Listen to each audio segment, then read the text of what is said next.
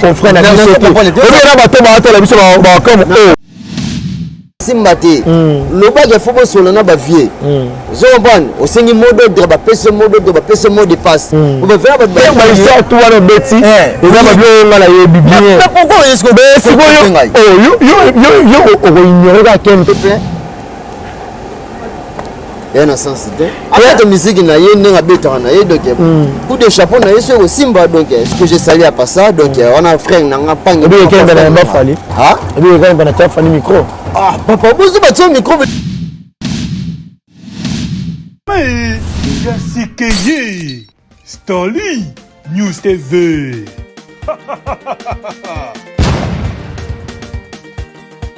Stanley News TV ah beaucoup tendez live show culture générale et poids politique ya mboka mama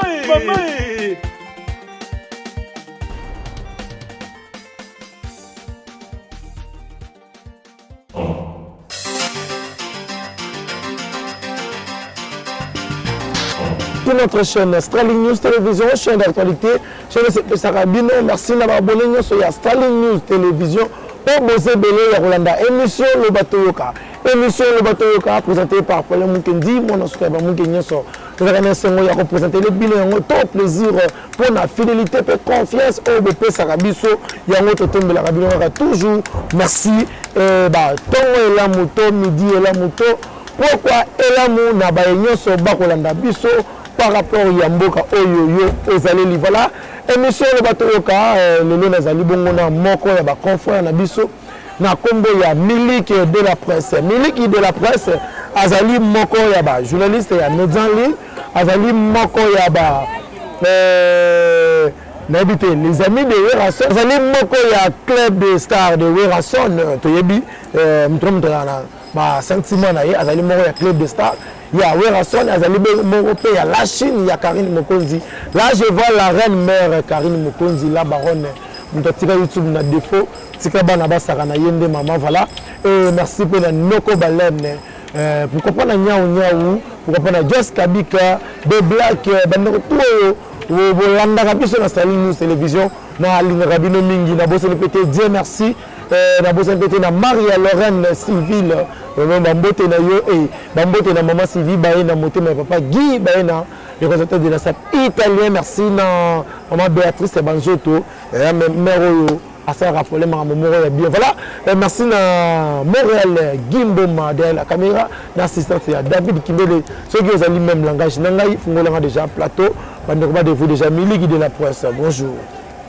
bonsoir partout dans le monde bandona so bazul bakoya Rolanda biso merci na pe mona suka ya ba mukende pole mukende mon frère toujours donc ça la bien sûr que zana kosa mutu na yo téléphone il est lié au représentant déjà on a par rapport à game pour onde biso donc biso ne YouTube de biso donc tozana rapona musala merci pour l'invitation voilà tozali wana rapona musala to kopeta masolo na Miliki de la presse par rapport ya makambo oyo ya wenge muzika 4x4 tout terrain par rapport à nous sur le moment qui banda les 30 si mukolo ya l9 après voilà to kobeta pe lisolo ya Karine Mokonzi oyo à côté de biloko ndako bandeko ba comprendre que nazali na moko ya la Chine ko tourner ba question wana ko tourner ba question mususu par rapport ya ndeko na biso Kaprasha oyo asalaki analyse par rapport ya wenge muzika 4x4 tout terrain ndenge ba concert na bango ya $300 mais tant que bato bazo souffrir na kati ya est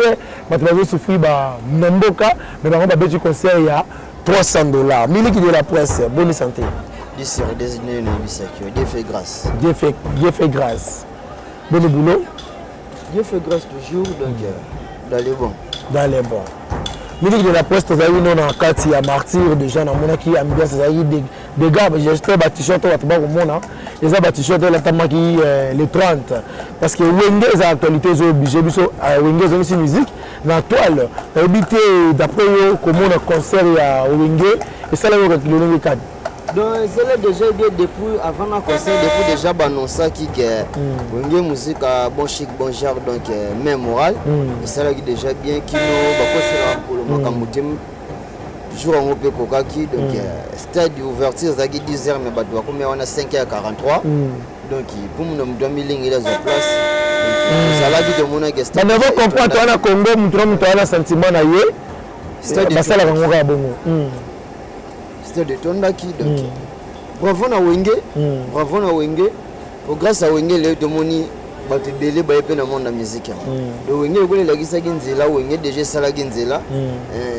Bande ko ba gina sima ba epé ka ko liya tanzela ngo ba epé ka otambola na nzela ngo donc.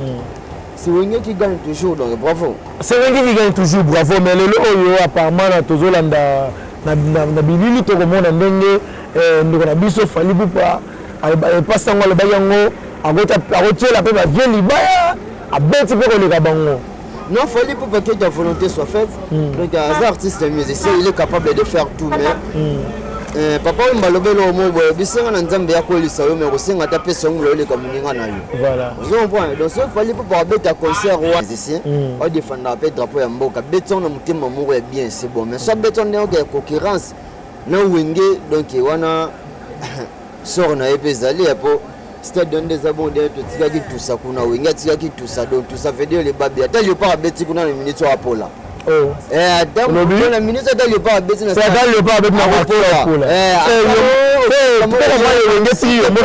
pardon s'il vous plaît bakata parole c'est Meli qui parle c'est bon continuer donc ata le donc o musique mo beta kuna pour winga ego simbate le baga faut pas solo na ba vie zo bon o sengi modo de ba pese modo de ba pese mot de passe on va faire ba bazar mot de passe à stade zo bon donc ce qu'il fallait pour pas arbeta na yi arbeta na mais c'est ce qu'on est mo qui 12 heures winga pour peut approuver pe winga que fallait pour mo passer à na mokile yo donc tout est rendu dans suka on est mambo leke tout est rendu suka on est mambo leke mais le big arbeta bo sentir à partir de 8h de la sentir que Brazzavillois bon sentir que il varie mon tout là vous sentir que Béninois c'est-à-dire avant vous tout biche mon autre côté Marty déjà étranger il mon rabeta déjà stade lui ba ivoirien ba zalate ba camerounais ba laté ba Brazzaville ba laté ka biso ba congolais etonda jiba beta ngo ba ivoirien ba laté etonda ce que yo ke ko defa ba libanda kwa ozoke ko louer ba libanda pona bona kazi ya mboga uko tama c'était bon que ça là est plein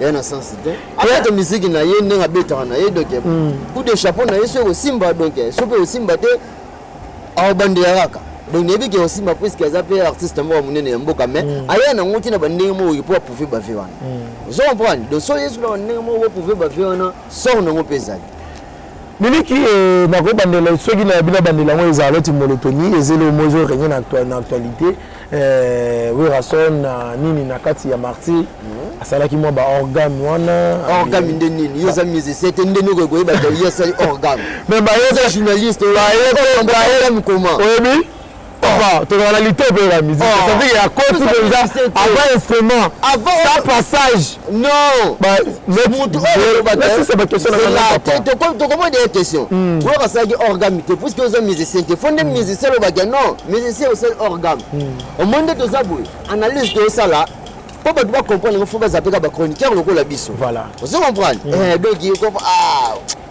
penga éthique d'ontologie exacte mais ça comprendre monter pour faire comprendre monter mais journaliste à comprendre vous comprenez ce que nous sommes musiciens de le beau ça qui organe papa ou qui sont célébrité to na mec de na biso confrère na biso quel piano confrère na biso boki qui confrère ça nani pour mambo musu de mon mémoire la changa biso to ça même boulot avec confrère na biso quel piano la journaliste papa quel piano la journaliste tout va m'embouter ba sentiment c'est yo ça poser de ça l'émission tena kenanga bilo apis bilo ko kotso ba kombo ba mambuza bo ndimi ko kotso ba non mais on te le bagage le on a quel par exemple musicien te ba ne ga ça qui organe o tie su confrère na biso quel par journaliste te pour me colléger be fo de ça là et lo mo boye me colléger fo de ça et lo mo boye opération la gisa diplôme na yo ya média pour ça la biso be bien vous comprenez quel bana azam muté ça là ba analyse na yi journaliste ndé ya massa na vadi tambina que je salue à pas ça donc on a frère na panga bi ke bana ba fali bi ke bana ta fali micro papa bozo ba tio micro bi ko journaliste papa pour le moni yo ignorer quel père gaza Yo za posa to ça l'émission. Dans cette émission, dans tous les questions. Bon, ça va, yo longo lité international. Les ana région de Kasoza. Quel est journaliste des anani? Yo ligue les places. Na lobi aza analyse, na ko tsepe aza analyser donc tout le monde avant na sala baba analyse na ye. Donc un journaliste était puisque Ken Pena so Ken na ifasi kombone ezati. OK na yen pepe kombone ezati. OK na ina kombone ezati. OK na ifa kombone ezati. Et bon, bale ba sala lelo ba sixi. Yo le zolo banu awo baza ba journaliste était. Papa, au moni un morceau de vendre boto ba merci na ba boss ya potopo. Basali ba chaîne na bango mutu mabineka ko lo bazali ne mutu maboki ba forma comme journaliste. Yo ba journaliste c'était tous araba animateur toi animateur. Kamal. Et comment est-ce que vous attends mais qui sera na ligne ba journaliste. Yo ba le piano ah journaliste. Papa te longo le YouTube te bomia ton terrain au YouTube repose campé. Ba CBS ezana ba 10 ezana ba Safari TV ezana ba RTN ezana.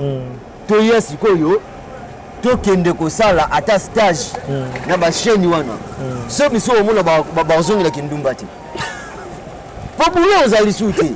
Ba bazole la kindumba. Oh ngona tango ma mundu te na zolo bana yo. Est-ce que le micro miso ba ba mécanicien ah. 2 mois 3 points pour assumer micro journaliste. Oh, qui se célérité. Ngana yamba film mo sans tabou. À l'époque, nous ça là na ba René Abiri que je salue pour le logement na évangéliste. Donc évangéliste René Abiri to la ngai René Abiri parfait kusa. To ça là na chaîne munene ya mboga oyo do parmi la meilleure chaîne ya YouTube. Et mettre de TV officiel 24. Vous savez pas, kuna so ba yo faut en capacité le raba biso. Bato bakenda kelasi. Plein de mon professeur Jean-Jacques Depouyen, grâce à vous, je suis ce que moi je suis. Vous comprenez? Na yamba fi wana sans tabou, même moi le matin marcher kwa simbi micro. Na pas poser question. Tenabi micro wana oh kasimili ki yangate na koma chroniqueuse. Na bien bon, na bi c'est bon courage. Okenda ki kelasi wapi? Vous comprenez? Yo na bi que relation opération la ça diplôme na yo. Donc so dozangi na question par rapport à confond ya biso Ken Pena boto te confond ndengo lengi bongo ndengo memelo bongo aloba nini kutu soso yo obali ama be bali awo le biana sani après moi là il déjà mambo na habité elo to me ba histoire to wana beti eza ba bio ngala ye bibien pourquoi est-ce que yo ignorer ka Ken Pena ka bloquer non Ken Pena za ton frère na biso on ba to ba la biso comme comprendre te yo za poser de ça la émission te comment to ça l'émission papa mais pourquoi quand même Mika mambo monsieur Ken Pena makasi mo na bibo Ken Pena za journaliste te asaka ba analyse na yena mbutali kasi mbutali kasi pas journaliste est-ce que tu as la tani mbutali kasi est-ce que ça la mais tu as la tani mbutali kasi chroniqueur toi mais tu Ken Pena parce que na mona Ken Pena ya mama fali na mona Ken Pena chako te yimba ki mabe bilamba a défi perika soki ane la pays ya mama pata ba propos na vraiment ezali vraiment bien té. Mais c'est ça. Tout le question par rapport à c'est la sorcellerie. C'est la sorcellerie. En tout à l'heure, nous avons dit que émission de tout ça la bouille. So de moni maman la biso mamie il est là. Sozo landa biso abage Pierre docteur j'aime ça les athées. Mais quoi faire à comprendre en côté. Mais Kalissa à comprendre en côté. Mamie elle a comprendre point pas ça mon puis Ayebi musala on. Vous comprenez. Ce qui est dans un musicien ti. O bana wera neni ga wera mbaki organe. Tout qui est na toujours à Ken Pena ba so qui veut et manto la tege lamba la tagi bon pour na mo senga be pardon et poto pour mêler pour mi collègue déjà la takaki et pas ndeko na ngai Samantha Ifochi maman bonheur de la presse congolaise vous comprenez donc on est déjà tout est qui par rapport à Gamto défendre la cause so le bagi bongo zaki ba sentiment na ya analyse na ya salaki ya legation ba sentiment na ye donc voilà, ça me regarde par site un moment mis en place toujours. Moi, Popia Mokolo, qui est manager de la presse congolaise. J'attends moi ça va. Papa le bel ami, monsieur, ça va baguer belé. On a plateau dans la. On va baguer belé. Donc bongo. Vous avez pas. Donc maman, tu peux nous remettre mango, tu dois remettre mango, tu dois remettre mango benzat. Voilà, maman, qui veut te mango, tu peux me mesika mon côté. Je salue la présence de site Mbombo, moi la Popia Mokolo, pourquoi pas na Miss de la presse congolaise. Vraiment merci l'assistance nayo, ma chérie. Concert Betamaki le 9, concert VIP, $300. Concert na évité d'après analyse nous ça par rapport au concert on a concert à les 30. Non, les 30 ezalaki ke omona les 30 ezalaki bapesi cadeau moko boye na mboka puisque ezalaki fête ya mboka ezalaki mpe fête ya musique ezalaki réconciliation ya bamusicien baikone ya mboka ya musique ya mboka oyo Voilà. Donc réconciliation na bango emoni badédiaki yango déjà wana par rapport à game mais oyo ezalaki mpona ya les 30 ezalaki VIP wana ezalaki esangisaki tomonaki bato ya mbongo modele na modele tomonaki présence ya PDG Emamila Mvwandu donc PDG Emamila présence ya Stan Muken. ouais PDG Emamila azalaki wana donc Kenkelero électrique qui ne tombera jamais PDG Emamila donc azalaki wana alandaki ndeko na ye komomanda chance donc bazalaki wana concert les gars qui dans les bons toujours donc comme habitude pour c'est Wenge qui gagne toujours c'est lui qui gagne voilà c'est lui qui gagne David c'est la biso signaler moi ndeko on a temsi mutuka son année de ranger déjà et ça la biso vraiment qui toko voilà mais habité d'après le concert les gars Mimiki Zenan Moussa ça la on le lingi kan le ligne kani na ndenge ni abantu kana yino okimaka ba question o répondre ba question pour le Jérôme Maloba mais Maloba qui mayo pour point pour les nabi boye s'il vous plaît concert les 30 ezalaki concert oyo billet VIP ezalaki $100 place to monaki ba shuga bebe tiki États-Unis ayeka c'est là mabanga salela nga analyse place to mon papa mozo katanga bonne tezemi mundo uze États-Unis pour le concert na lobate analyse oluka ngwana ti Sugar Bebe qui est aux États-Unis, a sommet des billets parti aux États-Unis, a y a vendu un VIP $100. Continue donc. Sugar Bebe sommet des billets VIP $100. C'était vraiment dans un micro donc mon enfant de pénétrer des fonds à alcool. Que moi ni pas payé population cadeau billet 5 000 francs. C'était de Tonzi. Wenge c'est spectacle donc nenge auto bande kozina. Il y a le 9 ezalaki VIP, ou le bien VIP. Parce que moi qui va konza modèle na modèle ba patron modèle na modèle bazalaki wana. Parce qu'on a critiqué concert le 9. Quel était le 9 ezalaki boye, les 30 ezalaki boye. Il y a a déjà fait ces différences wana. Bon comprendre. Eza elambalati. Eza million na habité. S'il vous plaît. Malembe. Teke malembe. Plateau nanga. L'homme tu vas dire je. Continue. Voilà. Mais il de la presse. Après concert les 9, mais là qui concert na biso. Nani ba concert on va comme délai. Faut autant à combo. On va chroniquer hein. Ah c'est ma combo. Na problème va chroniquer na ba chroniquer zo ba kenda classe cité. Monsieur voilà. Ba comment ba journaliste. Merci. Place na ngande ya mwana. Normalement des femmes on cause amis. C'est ba Cynthia Nyonso. Non, c'est un bombo donc mutu na biso déjà par rapport. Voilà, on a sauvé image. Merci. Sauvé image quand même. Donc on a biso kapasa alobaki que non par rapport à la liste. Kapasha ndena. Yebi Cynthia kapasha toi. Mais balba Cynthia. Je te salue. Yo zo kapasha pour vous kapasha on comprend était. Faut le bagage non Cynthia kapasha. On va passer ça va combo batu Nyonso. Oh monsieur. Mais il ne se comprend pas. Il comme les même dans la plateau. Je ne sais pas capable. Comme ça on a vu ça la analyse par rapport à Yemoko par rapport à ma vie na ye. A lobby ni c'est pas mieux que le bac non na kati ya mboka za na pasi mais wenge ko betala concert ya $300 to moni par rapport à ba konzinere bazalaki d'après bango selon analyse na bango ba sepelaki na ngote ba moni que non peuple les souffrir mais mbongo les kufara na makambo ya musique wana sita kapashi mtola ba bongo hein oui sita kapashi bongo ataki na ngemi songo te na landaki na ngai pete mais sika lobaki bongo tout seigneur tout honneur on tata moi sabana que je salue sita kapashi soki lobaki bongo de pour la lobby qui a confirmé que yo lobaki concert à $300 population zo souffrir ba konti ba ebele wana na moni pe musango to sango to zo comprendre na biso te voilà to zo comprendre te non mais côté moi à cause na raison bando na biso bazo kufa na beni ce que yebisa ngai apport ya Cynthia Kapashi banda bandi wande ko kufa na beni za nini elle a donné combien pour na liwa ya bando na biso ya beni ekatana solution nini azwaki po bando na biso bazana este bazwa kimia voilà vous comprendre maintenant ceux qui Cynthia Kapashi azapenza na mutema ya kibomawa ya kikongolaise ya makila ya Lumumba ya Lutu ya Franco ya Lutumba ya Mobutu ya Kasavubu fallait arrêter musala na ye akende ko vanda kuna na este place bande ko bazana passe vous comprendre par rapport à yango mais ce qui est pour na bongo des allègues analyse bon ba sala ki wana donc on a joué analyse na terre à terre analyse na mango en terre à terre mais pourquoi yo ko lobake concert ne fallait pas ba ndeko yo bisinga ki alobaki bongo ke concert ne fallait pas ba beta pa ndeko bazo souffrir si tu es capable chalia ka fufu chaque jour amelaka chaque jour ce qu'on na pas ce qu'on est allié fufu na ndako yake ko leo na bandeko na bazana est pour te comprendre que ah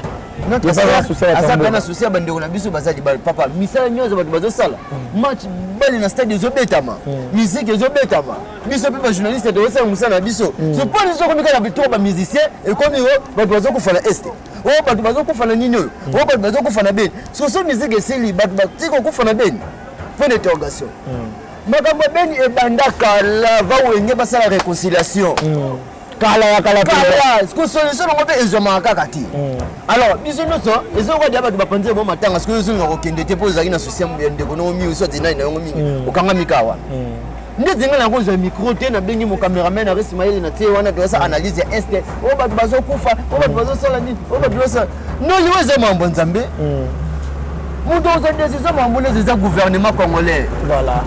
Et ça va nous représenter l'Assemblée nationale. Puis c'est pour l'Assemblée nationale qui est ma soeur Sita Kapachi. Analyse. Voilà, analyse. Je sais, au Kanama. Voilà la concert à Bisso. Voilà la concert à Bisso. On t'attend moi ça bana. Toko Kene. Tu par rapport à l'analyse YouTube qui est dans la bongo. À ça c'est là bas vie na et après c'est pas tes évangélistes voilà mais parlons des 40% il y a concert il y a les 30 tu sais quoi toi bah suite c'est monté 40% ni il y a concert les 30 bon le bail après concert 40% qui est ben tu sais quoi suite non est-ce que si on va passer déjà bah si c'est là bah ben il faut qu'on ait battu micro mais il faut le bail on a média il faut bien on a média yo comme est-ce qu'on obligé ba musicien minene bo emboka na biso pour non ezali kamba obligé te non c'est la clair la talaki na page mo ba bi wenge ba sala na population congolaise ba la 40% ya concert yebi Congo la mutu mo la lanzala mingi oyebi seke na sembeli pa moto ya biso so mibale tangu bazwaki idée wana 40% nem tapese bango idée personne est-ce que la population doit être avec question de conseiller 40% vous avez dit que non bon on doit jouer idée que si bon on peut capable de passer les sangs vous comprenez donc bazam Nicolo bazam responsable ba miyebi oni bon ba lobaki donc ba aussi qui plaît qui neige ba passer les sangs pour la bombe ba comme on a nagi honorable moko na plateau moko ya Steve local là bazo beta c'était na likambo wana ya wenge ye honorable ngwana bombi kombo na ye apesi combien il y a pessi comme ils ont contrôlé une idée oh tout la question monsieur non il faut répondre là non c'est quoi maman papa c'est là l'autre le 40e nous tu sais le 40e nous tentons les gagner déjà depuis quand là bon nous sommes monté déjà un bon il y a récit de concert il va nettoyer parce que 58 millions c'est combien et puis mettre le concert déjà mais pourquoi beaucoup monsieur le 40% au toyeba qui bon le mukendi yo likamboni na wenge nazala li problème na wenge te to lingine to yeba bana biso ba landa biso musa to c'est ça musa na biso to sala omoni ke bino siko moni ke na presse réseau bino ba puya bano ba sala musala ko finga ba na internet pour la retourner ma question na clair c'est ça musala journaliste ko informer oui il faut yoza aux amours rappeler pour mena ba bon avec beaucoup de respect pour na respecter plateau na yo on a préféré boy micro otinga kende otongo président Wilson kende otongo président JB Pierre pour bon ba basala mbongo wana ba répondre yo est-ce que bango ba basala mbongo wana bon kasi dembo za mbongo na bango o ba linga basala mambo est wana yesko kende otela bango micro ba yamboza journaliste pour biso to wana wera ebisaka biso ke à condition d'avoir une carte de presse. Non, à condition d'avoir une carte de presse. Ceux qui osent la poste nanga, non c'est la yo penata nanga, non peut se valer pour bisonde to vivre dans média. Yo pour lukamwa kwanga. Pour ngapena sala pour émission pour zawe rason banda na carrière nanga ba 4 ou ba 5 fois.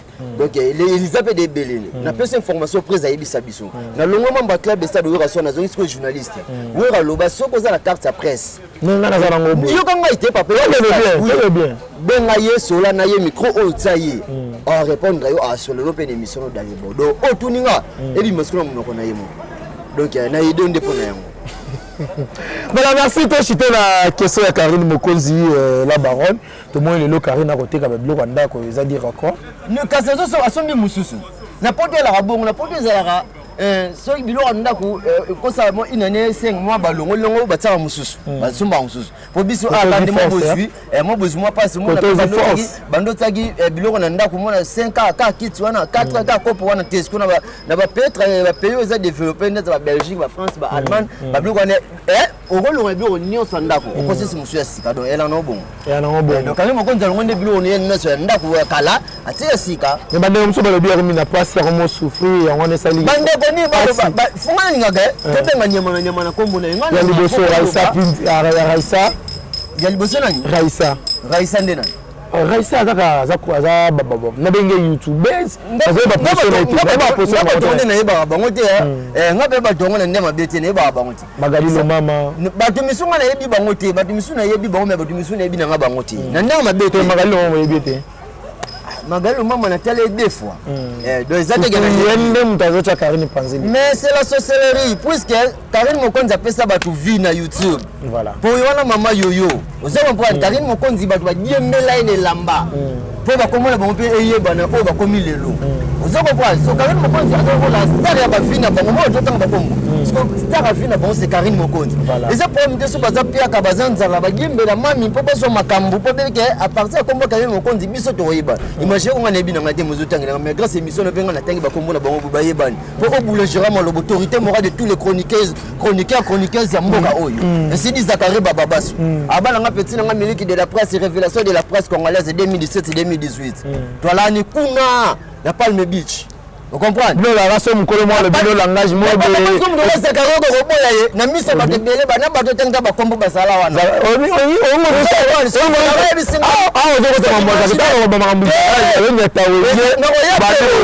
par rapport à cause nous défendre wenge ponga ndewera vous comprenez papa Baba sur le ministre de la presse révélation de la presse congolaise 2017-2018 ce que yebisa ça wenge pe simba ite pour la guité voilà le baye simba ndenge papa tozalaki wana place à mettre ça magité c'est ça la on a juge nyom de nga bosa na on a juge te nga nazongi si opeka papa to boya ba musuna ba longi to ba tu so presse sali 2 à 3 ans une année 2 mois ayeba aboyi omoninga ndena la abu ne bike ba franki sistema ibaza nege amai ke okamba baza nebike ba santa kapashi c'est moi qui parle nebike ba santa kapashi baza na yebi ba maman bonheur de la presse congolaise Samantha il faut dire ya ngai baza odile manzaka sepa ya mboka kondon 13 suka banija vous comprenez mutayamba général le kona YouTube vous comprenez mutayamba général le kona YouTube mami de club de star de Weranson odile manzaka plein d'œil avance vous comprenez baza ce qu'on a dit déjà que tonga na yaki presse na kutaki bati c'est que ne ko boya te so batu ko bazo presse ba ko kuta déjà biso be de placer déjà manzaka mankoi ce qu'on m'a tenu mais que la presse na yebi été c'est la sorcellerie vous comprenez ouais tu banane ouais tu génération so génération na yebi na ngata na biboy Zachary Bababasu benga nga révélation de la presse 2017-2018 on a 2000 combien 2022 parce que 2017-2022 combien d'années passées 5 ans parce que avant il y a 5 ans dans la presse parce que vers à côté là en 2017 vous comprenez donc si dans une 3 ans on a derrière le papa et béyo mon basala ba succès na ba YouTube bazu formation avant neti banani moi peut-être ko la suka non bilo mo ko sala biso bilo mo ko sala biso bilo wa yebi wana bi makai yo la na yebi si yo lo bala ba kombo muto ni sanga yo kanga moi yebi so de la ba reni abi ko ko ba reni abi na mambo même na yo katanga pourquoi moi biso de la ba reni abi muto bi misa mwana na metanga biso to vanda boye to vanda boye Babenga René Abiri, Tolaranga René Abiri na parfait Poussa. On trouve ça les mails de TV officiel 24 on obet le sec. Na bien mais de bien. On est bien de bien, bien. On est bien. On a monté YouTube. Ce que tout na sikoyo René Abiri malgré le comme évangéliste. Tawana. Dazwa Mili. Ah Mili aussi là, Mili Yakala. Mili Yakala aussi là déjà. Mili Yakala. Une minute avant la mort, c'est toujours la vie. Vous comprenez? Espoir, vous allez apprendre à vivant. Je suis toujours en vie. C'est le langage que je suis invité. Il y a qui autre bimise belé. Muta bimisa yo. C'est pas bimisa tanga yo mbala moko na facilité. Comment on appelle kobo ya puisque ngai na formation. Nga tangi communication ya nzela te mutu mwa la cheli ba komiso semise micro te. Nga na sali 2 ans na ifasi. Père ko kufa pe son âme. Na monique na ngoko mitika boete. Na futa mbongo na nga moko na yen pepe pendant 11 mois. Donc on a lelo naza penza na makila ifasi na yen pepe voilà. Yo na baki a on appelle professeur Jean-Jacques Mbote. Donc yende muta formanga. Donc yem da la tanga micro na nzoto. Parce qu'il y a beaucoup de gens bazo finga batu au monique en d'autres cas d'endo, le quoi les bi koloba, venez-moi journaliste à ces micro. À combien journaliste? Vous en voyez pas là. Je n'ai pas le lobat. Vous parabole. Et nous sommes dans la parabole. Je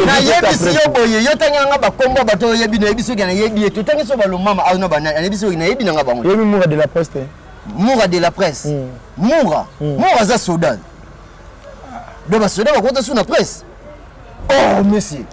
Yo mambozi no mwe wana tele manake ndio plus que la mimi mwa de la presse nazo yebisa yo o miliki de la presse mutazofoni c'est la bino bébé ta chaque tongo chaque midi Paul yo za posa déborder ba yo kango pamba po biso général Mokonzi azali pour le chef de la presse avec miliki mayele malgré général Mokonzi papa on ba ke ça ya na kanga na zone est la yo combattre la ngate la protection c'est bon c'est tourner question bazo vendre c'est la rabine de bébé était cher za soda kasiti kamura la presse de la presse la presse nous avons Kilimanjaro de la presse nous avons gros bébé de la presse nous avons Miliki de la presse nous avons maman bonheur de la presse nous avons de la presse nous avons IGF Mouraza soda nous avons IGF de la presse vous allez comprendre de yo la ngade oh miliki mona le gâté le gâté papa maman au terrain ngo me mangana le gâté terrain le gâté ti oh mais on t'a okangisa ya pas finga Charlotte la Chine bilo wala kutuna ngoti to fondé la dossier wenge to fondé la dossier Karine Mokonzi to fondé la mais Karine Mokonzi yango to fondé la dossier Karine Mokonzi monsieur on est côté bakomba bojo bimisobo pourquoi hein ce que je me suis tangelo bakombo to mo tangelo ba omoni ya ona bisi bilo motika bilo kwana ke ngam to sala nani o sala mngate mtasala mndane nzambe bon c'est comment ça me dit mais ngasko pe na format ebele bakoma ba chroniqueuse na ba chroniqueur banani ce n'est pas du tout Mayamba Zela s'il vous plaît Mayamba Magomo Bali na tourner Magomo Bali soki lelo na presse congolaise aux atana oh vani ko betaka tatolike na bimisa pe mwana habi oui mazaka Odile mazaka manko ozo à la fière ya kotanga totali grandeur ya Odile totali grandeur ya Mago mais Mago beti en so yo a ozo betaka tolo yoga chacun de nous a sa position merci à toi comprendre que bonga rosia ma eloko wana ah bon c'est bon voilà merci nous sommes Pascal le ministre de la presse à la liste on a habité derrière parole par rapport à l'analyse à l'élo. Merci de banderonnance au Batali Bisso pour s'abonner massivement dans Starling News Télévision. Chaîne Starling News Télévision. On a déjà tangué comme pour Tanga Combo Starling News Télévision. Donc s'abonnez-vous massivement donc ici c'est l'information. Polémique qui t'a la bavoisée information t'a la Bisso. Le baga polémique qui bat la rabino. Passe la polémique. On est dans la poste de la presse. S'abonner à Mass TV officiel, s'abonner à la chaîne TV. S'abonner à la Baronne TV donc bon mon nga ya bino na la wana tout temps Donc nalingi bino mingi on a moni l'international de Janus c'est moi mais lui c'est mon préféré. Donc depuis Parigo na moni l'international gérant c'est Fundu Papa na Kenaya na pesi mbote na mutu na PDG pa ikasa tunga. Oh PDG pa ikasa tunga on a beaucoup. PDG pa ikasa tunga vraiment Bambote na yo telaka yo PDG. Ya yo moko je pas ikasa tunga pesi na mbote na Miguel Mobutu Melgi donc yebise miliki de la presse la balingi mingi. Na pesi mbote na la fille de ma maman donc la tata de mes enfants, ma deuxième maman, Betty Mwamba miliki depuis États-Unis. Mais c'est la mbote na petit sœur na biso taki joyeux anniversaire. Ouais, Francine Miliki. Francine Miliki, joyeux anniversaire encore. Miliki donc les gars yaya. Les gars yaya donc une fois de plus du joyeux anniversaire France Amélie qui donc petit tiers selon Yaya, petit tiers selon mon cœur donc selon moi. On a mon international Gisèle Mwamba Milé qui depuis Londres lui aussi c'est la fille de ma maman. L'école Mwamba depuis Londres la fille de ma maman. Pourquoi porter ma maman chérie Dorothée Kabouya grâce à le bon on se bon remet la musique donc merci pour tout maman. Merci pour frère académie, merci pour frère scolaire na lingio mingi donc cadette ndambo na bosanioté toujours. Voilà, toujours. Merci Miliki de la presse, c'est bon comprendre. On est très nara bongo. On est très nara. Mais on les secondes de mingi. C'est très nara bongo. Merci. Ton message déjà. Merci. Ton message nara bongo. Voilà, merci la bille c'est bandeko bola nagi biso. Miliki c'est une émission c'est que il trop malili à kera bongo. Ton message nara bongo très nara bongo. Et merci à David Kindo Tsewa zagi bongo na sima caméra. Pourquoi pas na Gimbo Marazateur patron et merci à Noko Balen, merci à Bandonio sur Bolinga, Paula Mukendi, Niaou, Jos Kabika, Maman Sylvie Baena, Motema Papa Guy, Baena, le consultant de la SAP italien, pourquoi pas na Bandeko Nyon sur Bolinga, Paula Mukendi, voilà, na Monibongo, Maman Yvette Mananga depuis Paris, pourquoi pas na Dieu merci couple moro bien depuis Paris, voilà, Maman Baena, Maman Béatrice, maman Béatrice Banzuto Bambote na yo et merci na bino ça va ndeko bolanda biso. J'espère que vous abonnez, vous s'abonner, vous liker et vous allez vraiment qui toko Cynthia Mbombo je te salue tika kwa mbrenga. Merci pour la assistance ya Miss de la presse congolaise. Vraiment voilà ma chérie ndeko nanga ya kati Cynthia yebi. Butika la malamu. Bye.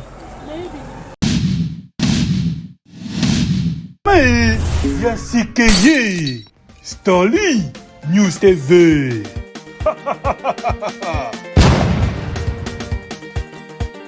Stanley News TV.